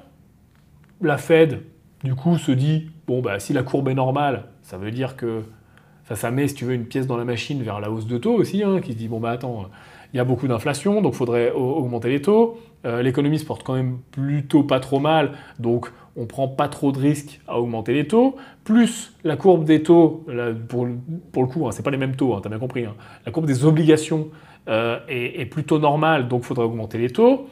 Ça met plus de pièces dans la machine. Tiens, il y a autre chose que je voudrais te montrer.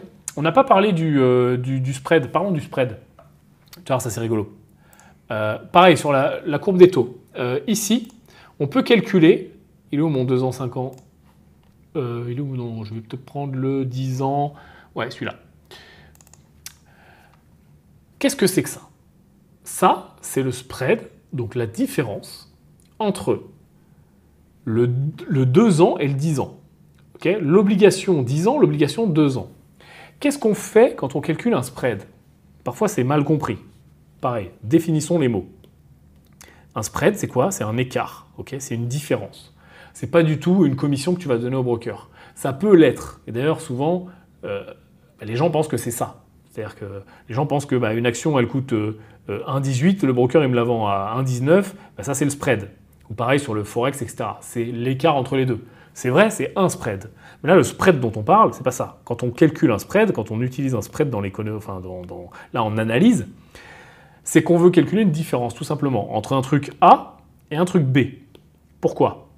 Pourquoi on utilise ça? On pourrait utiliser un ratio si ça serait possible. La différence, c'est que le spread, ça va être A moins B, le ratio, ça va être A divisé par B. Mais globalement, les deux nous permettent la même chose. Les deux nous permettent de comparer A et B. Okay, alors parfois, il vaut mieux faire un ratio parce que les chiffres sont... Il y a plus d'écart, moins d'écart. Parfois, on peut compenser un ratio qu'on va aussi diviser par 1000 parce qu'on compare deux trucs. On s'en fout.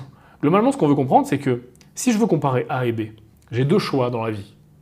Le choix 1, c'est tous les jours, je regarde le prix de A, je regarde le prix de B, je regarde l'évolution de A, l'évolution du B, et puis voilà, je me fais mon idée. Mon deuxième choix dans la vie, c'est de faire un ratio ou un spread, et de dire, bon j'ai plus qu'un seul truc à regarder. Je vais regarder le spread, au lieu de regarder A et B. Ce qui fait que je gagne vachement de temps quand je dois regarder plein de trucs. Et notamment quand je suis un membre du FOMC à la Banque Centrale, ou un économiste, ou un trader, ou ce que tu veux. Donc, on utilise beaucoup les spreads. Là, le spread dont on va parler, c'est le spread entre le 10 ans et le 2 ans. Pourquoi? Parce que ces deux durées, je te rappelle la courbe des taux, mais sont vachement prégnantes. Parce que le 10 ans, c'est le taux sans risque américain, et le 2 ans, c'est aussi une échéance très utilisée, très liquide, et qui permet de faire des allers-retours sur des bonds de façon rapide, sans prendre non plus trop de risques. Et puis, ça permet de ne pas se poser non plus trop de questions, parce que mets-toi à la place d'un investisseur, je fais une parenthèse, qui soit institutionnel par exemple, qui dit « Ok, moi je veux acheter une obligation, par exemple le 2 ans, qui rapporte, j'en sais rien, on s'en fout, 0,50, et je l'achète 100. Si demain, elle vaut plus 100, parce qu'il se passe X dans l'économie, et qu'elle vaut plus que 70, et que je suis forcé de la vendre, putain, ça fait mal au cul. Alors oui, certes, j'ai pris mon 0,50 de façon biannuelle, donc deux coupons de 0,25, ça fait 0,50 par an, et je suis content. Mais je dois la vendre là parce que j'ai besoin d'argent, je vais la vendre que 70, donc en vrai, mon rendement, c'est plus celui-là, hein, il est beaucoup plus mauvais, et ça fait chier, quoi. Enfin, t'aimes pas perdre de l'argent, c'est le principe de base. Donc, forcément, quand je vais choisir des échéances peut-être un petit peu plus courtes, je vais faire aussi l'impasse sur la vente. En disant, au pire, si elle vaut 70, moi j'en ai rien à taper parce qu'on va me la racheter 100. Parce que je te rappelle que quand elle arrive à l'échéance, si j'ai prêté 100, on me rend 100. Hein, le principe de l'obligation, c'est on me rend ce que j'ai prêté, plus on me compense ça avec un taux d'intérêt. Donc le 70, si je ne vends pas, il ne m'impacte pas. C'est exactement la même chose que si aujourd'hui le Bitcoin il a perdu 20 ou 50% depuis ses plus hauts, si je ne les vends pas, finalement, pas vendu, pas perdu. Tu sais à quel point je déteste ça. Le pas vendu, pas perdu, parce qu'il est débile, mais bien utilisé, et notamment dans l'exemple dont on parle, sur une échéance fixe, ici 2 ans, en effet, pas vendu, pas perdu, j'attends 2 ans, tac, tac, tac. Okay, donc c'est pour ça aussi que le 2 ans est pas mal utilisé, d'ailleurs, enfin, globalement, les échéances courtes. Okay, je reviens à mon spread. Quand on fait le spread entre le 2 ans et le 10 ans, on voit très vite, grâce à ce spread, est-ce que l'écart est important, donc la courbe, elle est très penchée, ou est-ce que l'écart est faible, donc la courbe, elle est plate, ou est-ce qu'il est négatif, donc la courbe, elle est inversée. Donc en fait, en regardant juste ce spread-là, on gagne le temps de regarder pas tout le reste. Aujourd'hui, le spread il a 76 points de base, c'est-à-dire qu'il y a 0,76% entre le 10 ans et le 2 ans. Voilà, tout simplement. Donc c'est beaucoup plus rapide. Donc quand on regarde le spread, maintenant si je te parle du spread dans une prochaine vidéo entre le 2 ans et le 10 ans, tu sais que je te parle de ça. Ici on a la distribution. Donc on voit qu'on est très bas. Bon là on est en 1 an. Hein. Donc tu vois, sur 1 an, le spread il a été jusqu'à 1,5%. Et puis là il est redescendu, on est quasiment sur les plus bas annuels. Et puis en effet au niveau de la distribution, on est hors de la distribution normale. Par contre si on dézoome un petit peu, on se voit que, tiens, ça bouge pas mal. Et on a vu notamment 2019. Ah tiens, c'est quoi ça? Août 2019. Qu'est-ce que ça me rappelle? Août 2019, attends, ça me rappelle un truc. Août 2019. Ah! La Banque centrale a baissé les taux pile poil quand le spread du 10 ans, il est où? Je l'ai perdu, est passé en négatif. Ce qui nous indique, je te le rappelle, que la courbe des taux était, là pour le coup, inversée entre le 10 ans et le 2 ans. Donc quand je te dis que ça, c'est relativement puissant comme indicateur, c'est relativement puissant comme indicateur. Et puis quand on s'amuse à regarder l'évolution dans le temps, on voit qu'il y a des vraies périodes de mouvement. Parce que ça va être très corrélé à l'économie, ça va être très corrélé aux différents chocs, notamment les explosions de bulles, là on a les subprimes par exemple, mais également les divers chocs pétroliers, etc., etc. Mais tu vois que dans l'ensemble, la distribution normale, là on est sur plus de 50 ans, elle est là. Hein. Ok, donc sur plus de 50 ans, on est à peu près pas déconnant au niveau de la distribution. Mais maintenant, la question, c'est aussi que peut-être que l'économie en 50 ans, elle a changé et que ce qui serait peut-être plus intelligent, c'est de regarder les 5 ou les 10 dernières années et on est relativement encore normal, tu vois, on va se mettre sur 10 ans là, au niveau de la distribution. Tu vois, on est un petit peu bas, voilà. Maintenant, la question qui nous intéresse, c'est pas de savoir si au niveau de la distribution, on est un peu bas ou un peu haut, on s'en tape un peu le fion. Ce qui nous intéresse, c'est d'aller voir si on va se promener dangereusement près de zéro. Et moi, comment j'utilise cet indicateur? C'est que je vais regarder ce fameux spread 10 ans, 2 ans, et puis je regarde son évolution surtout. Et tant que les évolutions sont assez faibles ou régulières, ça ne me fait pas trop peur. Par contre, quand on va se promener et que les évolutions sont plus violentes ou qu'on va se promener dangereusement autour de zéro, j'élargis un petit peu. Je vais regarder aussi ce qu'on appelle le 5 ans, 2 ans, qui est la même chose. En gros, globalement, il y a un petit peu une guéguerre sur les marchés au niveau des analystes. Il y en a qui disent que le bon spread, c'est le 10 ans, 2 ans, et puis il y en a d'autres qui disent que c'est le 5 ans, 2 ans. Donc tu regardes les deux, et puis comme ça, t'as pas trop de soucis, quoi. Quand on va regarder le 5 ans, 2 ans, on se rend compte qu'on avait eu le même signal en 2019 et qu'il avait été un petit peu plus leading. Donc le 5 ans, 2 ans permet peut-être d'être un petit peu plus, sur certaines occurrences, en tout cas quand on regarde historiquement, d'être un petit peu plus précurseur. Mais bon, encore une fois, c'est pas une science exacte du tout. Toujours est-il que quand ça commence à te mettre la puce à l'oreille, et à ce moment-là, tu pars sur la courbe. Et puis tu regardes, tu te dis, ah oui, non, là, tu vois, le 10 ans, il est là, on est encore très loin du 2 ans, qui est beaucoup plus bas. On va le voir très visuellement si la courbe bouge. Alors, ne me dis pas, s'il te plaît, je t'en supplie, oui, mais Yann, toi, tu as un super truc, machin, Bloomberg, tu peux faire... ça, c'est un terminal, oui, ça coûte cher, c'est des informations, c'est des outils professionnels, etc. Mais tout ce qu'il y a là-dessus, même si c'est beaucoup plus chiant, parce que le but de ce truc-là, c'est d'être pratique, etc., et de pouvoir avoir une utilisation quotidienne, mais tout ce qui est là, c'est des informations qui sont publiques, les taux, les courbes, les bonds, que tu trouves absolument partout sur Internet. Là, maintenant, tout de suite, tu vas sur Google, tu tapes yield curve, tu vas la trouver, tout pareil. Ok ? Il va falloir que tu la mettes en favori, etc. Donc, ne tombons pas dans l'excuse des indicateurs ou dans vouloir recopier aussi l'indicateur magique. Très souvent, on me dit « Mais Yann, comment tu utilises ce graphe ?» Fais-toi ton propre graphe, fais-toi ta propre compréhension. Que tu utilises un outil qui est vert ou un outil qui est bleu ou un outil qui est violet, pas trop de différence. Okay, c'est juste, en effet, beaucoup plus pratique pour moi qui passe énormément de temps et les pros utilisent ça. Et voilà, tous les traders, etc. utilisent ça. Et c'est en effet très pratique. On ne va pas se le cacher. L'information est centralisée. Voilà pour la parenthèse. Donc, si je résume un petit peu tout ce qu'on a vu. On a vu que le narratif, avec les 3 points actuellement, Poutine, l'inflation et surtout les taux et surtout la relation entre ces deux trucs-là. Ceci est plus important, mais cela pourrait le devenir tout autant si jamais ça partait en live. On a vu que les marchés avaient pricé une augmentation de 25 points de base de taux. Donc si c'est plus ou moins, on va surprendre le marché. On a vu qu'au niveau de la yield curve, pour l'instant, il y a des doutes, ça bouge, mais c'est relativement OK, ce qui pousserait la Fed à rester dans son scénario et de hausse des taux et d'ailleurs de baisse du quantitative easing, parce qu'on n'en a pas parlé. Tu sais, au début, on parlait de vélocité de l'argent dans l'économie, etc. C'était tout là-haut. C'était où qu'on parlait de ça? Oula, putain, on en a fait du Picasso encore aujourd'hui. Hein. On parlait des taux et on parlait de vélocité de la monnaie dans l'économie et de quantité de monnaie dans l'économie. On a le fameux quantitative easing qui consiste justement à acheter des obligations pour injecter de l'argent dans l'économie.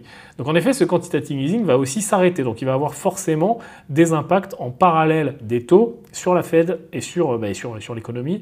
Et la Fed va aussi prendre des mesures. C'est-à-dire que peut-être qu'elle, demain, elle sera entre deux.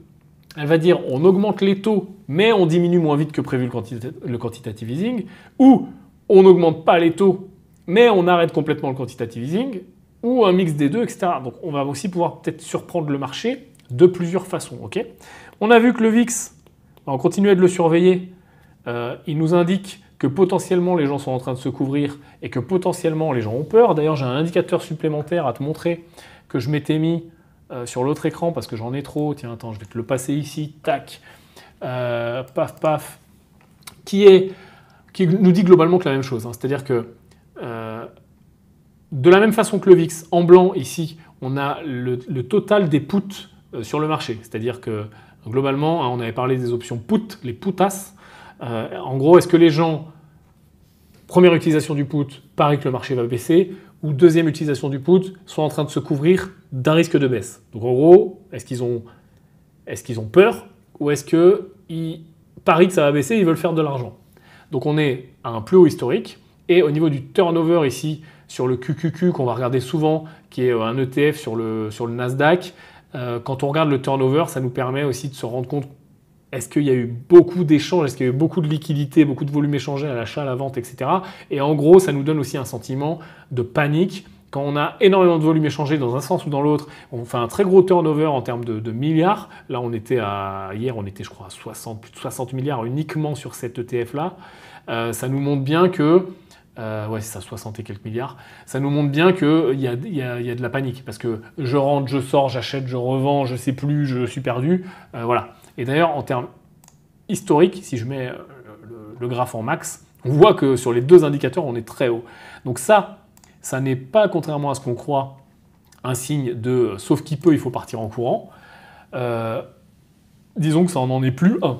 C'est un signe d'excès, comme on avait vu sur la précédente vidéo, et c'est plutôt un signe de peut-être bottom ou peut-être capitulation.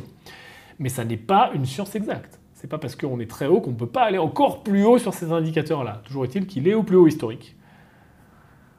Donc, à côté de ça, il n'y a pas de sell-off sur le gold, il y a un sell-off sur les cryptos, on est en attente, il y a un contexte géopolitique, tu vois. On est toujours dans le doute. Donc le VIX, on l'a vu. L'indicateur, là, donc les volumes des puts, le turnover, on l'a vu, je te le mets en parallèle. On a vu la Fed au milieu de tout ça. Maintenant, la question, c'est est-ce qu'on va plus bas? Et dans cette question, je vais mettre les marchés actions et les marchés crypto. Parce que finalement, on voit qu'en ce moment, la corrélation est importante et on l'a vu, on a des problèmes de liquidité, etc. Est-ce qu'on va plus bas? On ne va pas du tout prédire la bougie suivante parce qu'on ne le sait pas. On ne va pas prédire est-ce que Poutine va finalement aller faire une rave party dans la forêt avec ses soldats ou changer d'avis ou aller péter la gueule à tout le monde. On ne peut pas le faire. On ne va pas prédire les réactions de la Fed, on ne le sait pas encore. Ni même les réactions des investisseurs. Tout ce qu'on peut faire, c'est assesser deux choses. Un risque. Deux, un niveau de liquidité. Et 3, d'ailleurs pas 2, un horizon d'investissement. Si je sais faire tout ça, tout seul comme un grand, je sais me poser ces questions-là, Je suis totalement autonome par rapport au genre de situation qu'on est en train de vivre. C'est-à-dire que, est-ce que pour moi, actuellement, tout de suite, ce qui se passe, c'est un risque sur mon portefeuille, sur mon patrimoine, sur mes allocations? Si je suis all-in crypto, Moonboy Jean-Kevin, depuis 4 semaines, là, je viens de rentrer, et que j'ai mis 50% de mon patrimoine, on peut dire que oui. Si, au contraire, j'ai 5% de mon patrimoine en crypto et puis ça fait, moi je vais te dire, je vais peut-être une espèce d'approche que j'ai en ce moment, c'est-à-dire que j'ai une partie relativement faible sur mon patrimoine. Je ne sais même pas d'ailleurs combien en pourcent là tout de suite maintenant la photo, mais c'est faible. Et surtout, comme je l'ai dit depuis maintenant même pas plusieurs semaines, mais plusieurs mois après qu'on ait vu le premier top, je suis en mode trading maintenant sur les cryptos. Sauf pour les actifs. Il faut toujours répéter, parce que je sais que je vais avoir les questions, sauf pour les actifs auxquels je crois, intercycle. Okay, que eux, je continue d'accumuler, et puis finalement, eux, si ça baisse, et si on continue et que le Bitcoin il va avoir 12 000, je serais très content, ça me permet de faire mon DCA. Tiens, hop, on vient d'extraire une solution.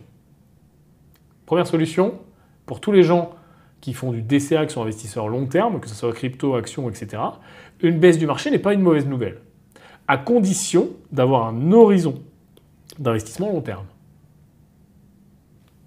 Et donc de ne pas avoir besoin de cet argent-là à l'instant maintenant.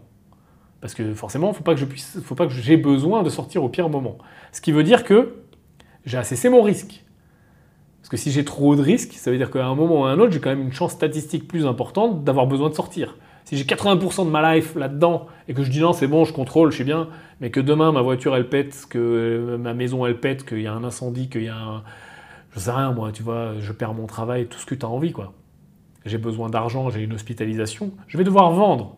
Donc j'ai un niveau de risque insupportable pour un investisseur intelligent. Donc aller faire du DCA par-dessus, c'est quand même dommage, c'est quand même relou. Donc tu vois, risque. Est-ce que j'ai besoin de liquidité? Pareil. Est-ce que je peux continuer à investir tous les mois? Ça, c'est la meilleure des situations. C'est pour ça que tout le temps, j'explique, et notamment dans RLT, ici, programme de formation gratuit financé par notre partenaire pour les investisseurs vraiment qui veulent se lancer, c'est très simplifié, c'est très... RLT, c'est vraiment la base de ce que tu dois savoir. Mais justement, dans ce programme-là, j'explique quoi? J'explique la première des stratégies à mettre en place quand on est un investisseur débutant et qu'on n'a soit pas envie et le temps de comprendre tout ce que je viens d'expliquer avant, soit qu'on se sent dépassé et puis qu'on veut y aller tranquillement. La beauté du DCA, à condition de le faire correctement, c'est que je profite de ces baisses de marché. Et là, si je me mets dans les shoes d'un investisseur qui, par exemple, aura commencé l'investissement l'an dernier, par exemple, et qui dit « Ok, je suis rentré avec, j'en sais rien moi, 5 000 €, et puis tous les mois, je mets 200 ou 300 ou 350 sur les marchés. » Parfait. N'arrête surtout pas. Parce que ce que tu as envie de faire là, ce qu'il a envie de faire ton cerveau, c'est d'arrêter là. C'est de dire « Ah ben non, ça baisse, putain, je savais qu'il fallait pas que je fasse ça, je savais qu'en bourse, on finissait toujours par perdre, etc. » C'est exactement l'inverse. C'est simple de faire du DCA quand tout est vert et que je vois 30% de PNL. Hein. C'est super simple, tout le monde peut le faire. Sauf que là où tu fais la différence, c'est quand tu continues à DCA dans les baisses de marché. Pourquoi? Parce que tu lises ton prix moyen. Si tu achètes là, puis là, puis là, puis là, puis là, puis là, puis là, puis là, puis là, puis là, et que tu as fait des all-in, forcément tu as soit ce prix-là, soit celui-là, soit celui-là, soit celui-là. Quand si tu DCA, ton prix, le marché, ouais, lui il a fait ça, hein, ok, le marché il est volatile, tu vois, il est relou. Toi ton prix moyen il est là. Parce que tu as acheté un peu là, puis un peu là, puis un peu là, puis un peu là, puis un peu là, puis un peu là. Et pour toi c'est trop bien. Et plus, tiens, on a encore une courbe qui va soit s'incliner, soit s'aplatir, plus le marché baisse, là, ici, là, on va chercher encore moins 30%, ta courbe elle va s'aplatir. Et plus le marché monte, ici, plus ta courbe, elle va, tu vois, comme la yield curve, plus ta courbe, elle va s'incliner. Donc, oui, c'est sûr que c'est magnifique hein, quand on est... Enfin, c'est même pas quand on est débutant, quoi, c'est le cerveau humain, en fait. Quand on voit des plus, sévères, ça monte, c'est super simple de DCA. On se dit, je suis le meilleur, etc. Et j'investis tous les mois à 200, 250, 300. Et c'est super confortable parce que le cerveau, il aime bien avoir du vert. Et là, il se dit, putain, on fait de l'argent, c'est génial. Sauf qu'en vrai, ta courbe, elle est en train de se décaler vers le haut. Donc bon, c'est pas très grave. Mais tu vois, si je le vois autrement, ta courbe se décale vers le haut. Alors que quand c'est rouge, ça fait mal au fion d'investir là quand c'est rouge. Sauf que là, ta courbe elle est en train de s'aplatir. Et ça, c'est plus intéressant pour toi. Parce que quand le marché va repartir à la hausse, dans les mois et les années à venir, et s'il y a un truc dont je suis sûr où je peux jouer à Madame Irma, c'est que le marché va remonter. Alors, regarde 200 ans de marché financier, et tu vas voir que ça monte. Parce que l'économie grandit, parce qu'on injecte de l'argent, parce que les banques centrales, parce que tout ce que tu veux. Donc, tu es finalement content d'aplatir ta courbe, parce que quand ça va remonter, ta courbe, tu vas suivre. Et tu vas faire une plus-value plus importante. Mais ça ne fonctionne pas pour le trader. Là, on parle à l'investisseur. Okay, on parle au mec qui DCA, on parle à l'investisseur long terme. Là, on ne parle pas du tout au trader. D'accord? Donc, je reviens sur les horizons d'investissement. Pose-toi la question. Est-ce que je suis un trader? Là, si je suis un trader, en ce moment, normalement, je suis content. J'ai de la volatilité. C'est génial. Le VIX, il peut continuer d'augmenter. Hein. J'ai de la volate. C'est là que je fais ma performance. Si je suis un investisseur, en effet, là, j'ai peur. Si je suis un long-termiste, je fais du DCA. Si je suis un moyen court-termiste, là, en effet, il faut peut-être que je me pose des questions. Du coup, est-ce que j'ai besoin de liquidité? Quel est mon niveau de risque? Le niveau de risque, c'est pas un chiffre. C'est pas j'ai 10 000, 100 000 à risque. C'est j'ai combien de mon cash disponible? J'ai combien de mon patrimoine? J'ai combien de mes autres investissements? En fait, c'est des poches et des sous-poches. C'est-à-dire que tu as un pourcentage sur ton patrimoine total, qui est lui-même un pourcentage sur ton cash disponible, qui est un pourcentage sur tes autres investissements investis, etc. etc. Il faut que tu arrives à être à l'aise avec ça. Et ce qu'il faut surtout que tu comprennes, c'est qu'on ne fait pas des all-in dans un sens ou dans l'autre. Qu'on est tout le temps en train d'arbitrer tout doucement. Regarde, moi je vais te prendre un exemple typique et personnel. Je fais du DCA aussi également sur mes portefeuilles long terme. Pas plus tard que récemment, j'ai racheté des actions, et notamment des actions tech américaines, etc. Et juste après, on se pète la gueule. Alors, ça me fait pas plaisir, je suis comme tout le monde, hein. Ça me fait chier de voir du rouge. Ça m'emmerde d'avoir des lignes en rouge, etc. Mais ce portefeuille-là, c'est un portefeuille long terme. C'est limite ma retraite, carrément.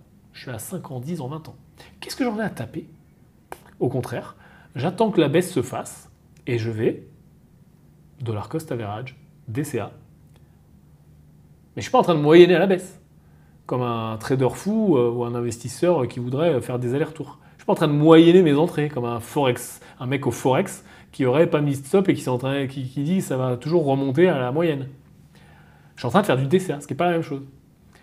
Donc globalement, dans 1 mois, 3 mois, 4 mois, 2 semaines, peu importe ce qui est ton horizon de DCA, c'est bien d'avoir toujours le même, mais je vais réinjecter et réinjecter tranquillement. Et si le marché est plus haut, tant pis, j'achèterai plus cher, mais mes lignes que j'ai déjà seront remontées, donc je suis content. Si le marché est plus bas, je vais aplatir ma courbe et je suis content aussi, même si ça fait plus peur, c'est plus chiant, c'est plus stressant. Mais quand tu as compris les maths, quand tu as compris le long terme, finalement, tu te dis que tu es aussi gagnant.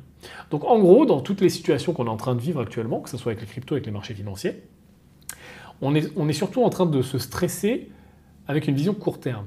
Donc pose-toi toujours les bonnes questions de quel investisseur je suis, et tu peux avoir plusieurs portefeuilles. Hein. Moi, c'est aussi mon cas. Hein. Tu peux avoir une partie trading et une partie long terme.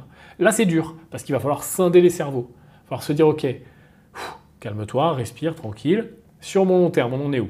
Je fais le point du long. Parce que si je ne peux pas tout regarder en même temps. Je ne peux pas regarder mes cryptos, mon machin, mon truc, mon Binance, mon leverage. Non. Mon portefeuille long terme. C'est quoi la stratégie de mon portefeuille long terme? Ok, c'est ça, ça, ça et ça. Tout le reste n'existe pas.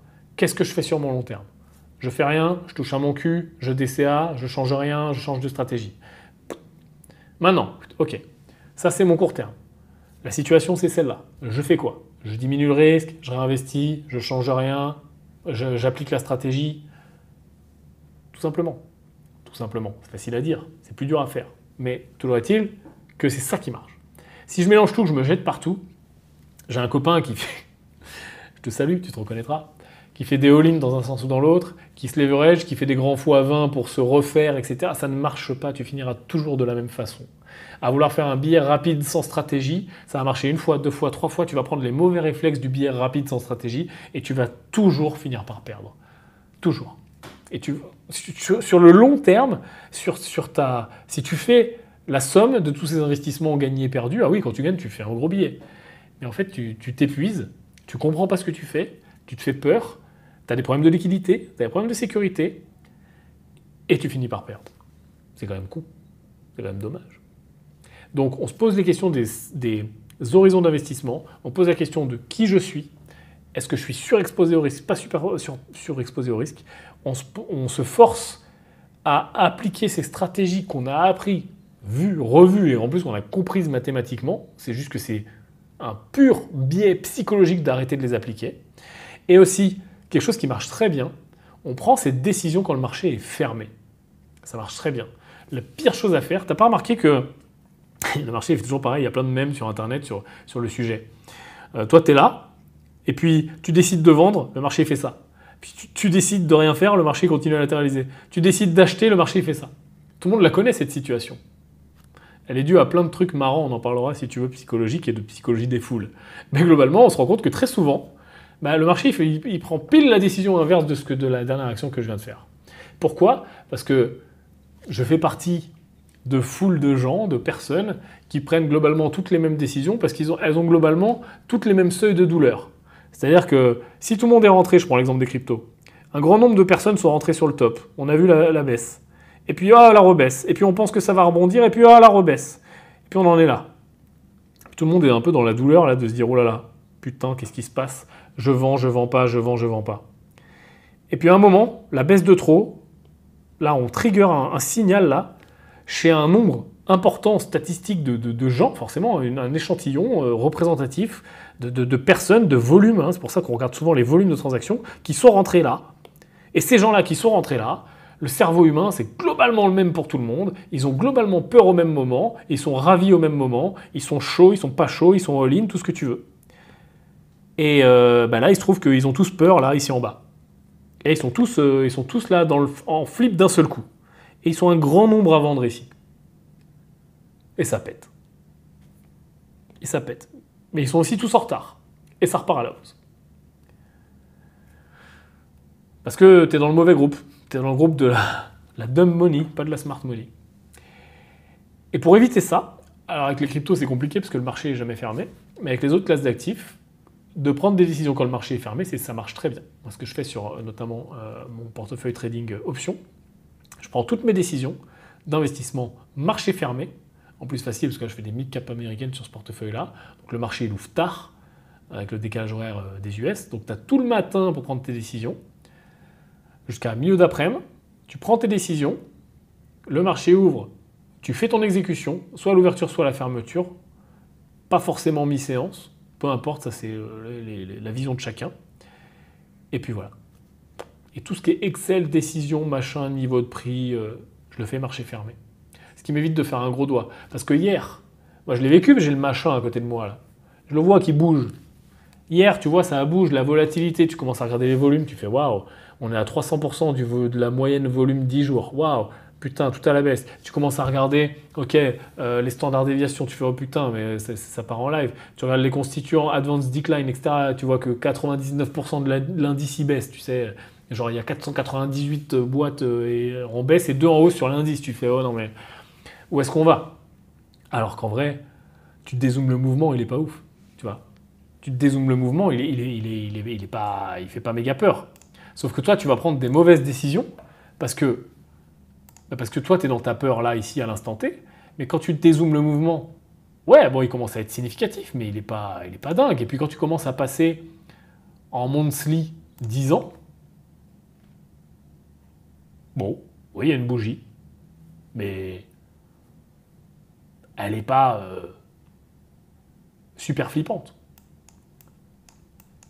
Parce que ce qu'il faut voir, c'est que forcément, les autres, elles sont aplaties. Tu vois? Parce que là, on est là. Mais tu vois, des mouvements importants, il y en a eu. Par le passé. Quelques-uns. Tu vois, la volate, il y en a. Donc, finalement, tu relativises un petit peu. Et quand tu es devant les écrans, c'est très compliqué de relativiser parce que tu es là, tu as le doigt prêt, tu es là, putain, je vends pas, qu'est-ce que je fais? Et tu prends la mauvaise décision et le marché, il change de sens pile quand tu as vendu. Ou tu prends les décisions, marché fermé, ou tu prends les décisions et tu te forces à avoir un jour de décalage. Pour les cryptos, ça marche bien aussi. C'est-à-dire que tu prends les décisions, tu te dis, c'est pas là maintenant que je vais vendre. Là, je suis à mon niveau de max pain, j'ai envie de vendre, je vais attendre demain. De toute façon, au pire, ça joue à quoi? 10% de plus, 10% de moins. Plus compliqué sur les cryptos, mais ça marche aussi. La team, dis-moi dans les commentaires, je ne sais pas depuis combien de temps a commencé cette vidéo, mais tu sais, il n'y a pas de règle ici, on s'en fout. On ne fait pas comme les autres. L'avenir, c'est nous. Dis-moi dans les commentaires tes questions sur tout ce qu'on a vu, tes réflexions. Garde aussi en tête pour les gens qui sont encore là à cette phase de la vidéo, si tu es encore là à cette phase de la vidéo, dans les commentaires, tu me placeras le mot abribus. Voilà, ça me montrera un petit peu si tu es présent. Et si tu es présent justement en fin de vidéo parmi les irréductibles, que tu sais que la majorité des gens lâchent l'affaire, dis-moi du coup ce que tu as retenu, tes questions, et surtout, rappelle-toi que tout est situationnel, que la situation peut changer demain, Poutine peut envoyer une bombe nucléaire, et qu'il faut que tu fasses tes devoirs, que tu suives tout ce qu'on voit, que demain, par exemple, tu t'intéresses à la Fed, quelles sont les déclarations, est-ce que ça monte, est-ce que ça descend, les taux ils bougent ou pas, la courbe, commence à implémenter tout ce qu'on voit. Ne sois pas juste le consommateur qui regarde la vidéo comme on regarde Netflix, puis qui dit bon bah Yann il a dit ça, bah c'est cool, bah là du coup j'ai compris qu'il fallait à peu près acheter ou à peu près vendre, mais comme ça t'es pas autonome. Il faut que tu te fasses ton propre book de signal, ton propre book de courbes d'idées, d'analyse, et qu'au fur et à mesure bah, tu montes en compétences comme ça. C'est comme ça que ça fonctionne. Et c'est ce que je fais encore aujourd'hui au quotidien, tous les jours, de mon côté également. L'avenir c'est nous. Ciao!